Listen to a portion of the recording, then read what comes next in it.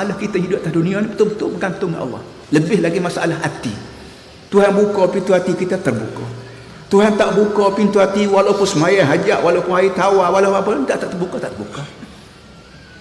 Jadi oleh yang demikian, dalam saat-saat kita duduk depan Quran, depan kalam Allah, cuba kita tanya diri sendiri, nak suruh Tuhan buka ke pintu hati kita, ke nak suruh rasa tak apa dah, tak buka pun, hari tu aku banyak dah, rumah sewa aku ramai dah, pencin aku besar dah, gaji aku besar, perniagaan aku besar, tak payahlah.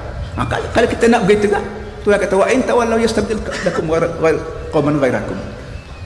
Apa nama ni, mana-mana orang yang rasa nak ke kiri, Tuhan kata aku beri peluang dia pergi ke kiri. Mana-mana orang nak ke kanan, aku beri peluang pada dia turun ke kanan. Terserahlah pada ikhtiar daya fikir dia sendiri.